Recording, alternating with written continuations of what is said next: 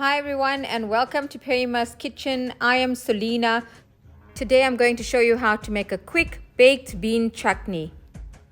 If we are having a braai, or for my international guests who call it a barbecue, we love having some baked bean chutney with some lamb chops and sausages. We also love having it with some roast vegetables on the side. And who doesn't love a classic baked beans on toast?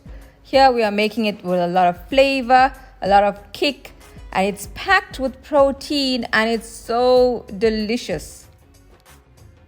We all also enjoy having our baked beans straight from the can, and we add some diced green chilies, tomatoes, onions, and fresh coriander.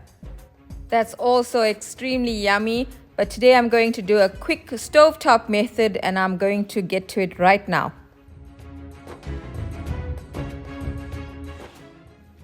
In my small pot, I've added a tablespoon of oil.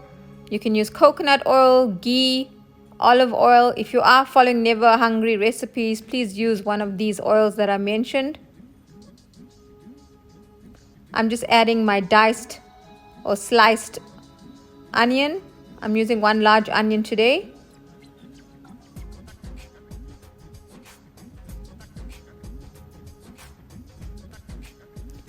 Next, I've added 2 green chilies that I've just slit them down and I've added them. You can add more green chili if you prefer something more spicy.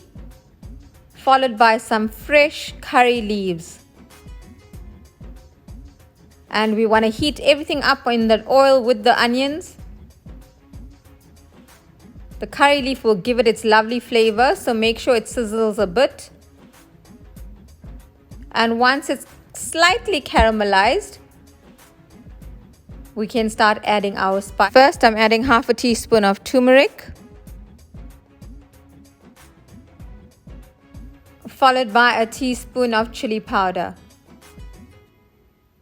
And that's it. I'm not adding any other spices. The curry leaves, the green chilies, the turmeric and the chili powder is more than enough for this simple dish.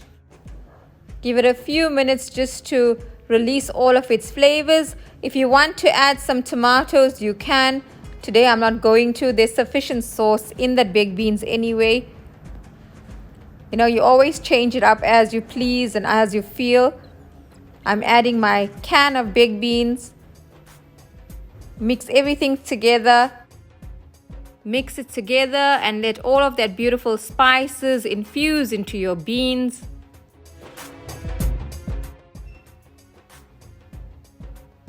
And give it a few minutes on that heat, and you can add a sprinkle of salt.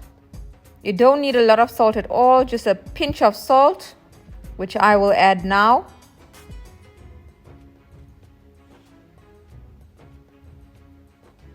And that's it. Your braised baked bean chutney is ready.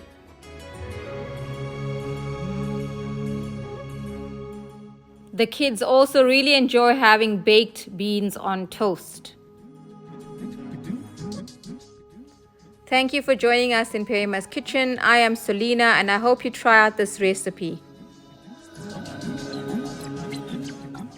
Please subscribe. Kindly hit the notification bell so you are notified when a new video is uploaded. Please like and share. And your comments are always very welcome.